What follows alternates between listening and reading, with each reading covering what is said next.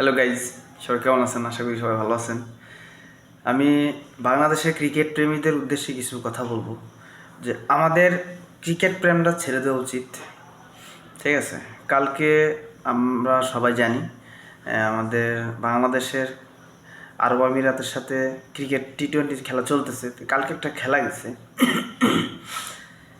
সেখানে দেখলাম আমাদের মানে প্লেয়াররা আপনার যখন ফিল্ডিং করতেছে বা বোলিং করতেছে তখন মনে হচ্ছে যে তারা প্র্যাকটিসে আছে, ক্যাচ প্র্যাকটিস করতেছে, তারপরে বল করে প্র্যাকটিস করতেছে। ঠিক আছে, আরবভাবে আর এত বড় একটা অনেক শক্তিশালী একটা মানে টিমের সাথে আমাদের কালকে খেলা ছিল, সেখানে আমরা হেরে গেছি। অনেক শক্তিশালী, অনেক পরাশক্তি, ঠিক আছে, পরাশক্তি একটা দলের সাথে আমরা কালকে ম্যাচটা হারছি। ভাইয়া, তোদের নাহিদ রানা ওর অভিষেক হয়েছে কালকে, ঠিক আছে, নাহিদ রানার অভিষেক হয়েছে আন্তর্জাতিক ম্যাচের মধ্যে। ও মানে 0 বলে 8 রান দিছে, ঠিক আছে। আর তুফান গতি এই সেই তানজিদ সাকিব তো তানজিম সাকিব, সে 6 বলে 9টা দেয় ইউরকা, পাত্তাই পায় নাই, ঠিক আছে।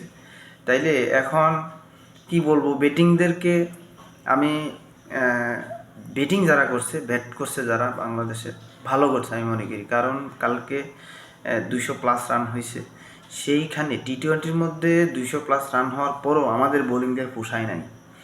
মানে আমি কালকে আমাদের প্লেয়ারদের ব্যাটিং শেষ হওয়ার পরে আমি ঘুমিয়ে গেছি, হিসাব করছি যে ম্যাচ জিতে গেছে। আরব আমিরাতের সাথে খেলা, ঠিক আছে, 200+ টি-20 ম্যাচ সম্ভব না। সকালবেলা উঠা দিয়ে ভাইয়া, তোরা ওই যে কি জানি কয় যে কপিলের ছোটো ছেলের আমরা বইলে দেই ওইখানে, ঠিক আছে, ওইখানে যাইয়া সান্ডা গরিবেরা, তোরা কা এই ক্রিকেট খেলা 8 লাখ 10 লাখ টাকা বেতন, তোর 30,000 টাকা বেতন হইব, ঠিক আছে। কপিলের ছোটো ছেলের জন্য সান্ডা খোঁজ গিয়া, তাদের চাকরি হলো সান্ডা খোঁজা, ক্রিকেট খেলা না। ধন্যবাদ সবাইকে।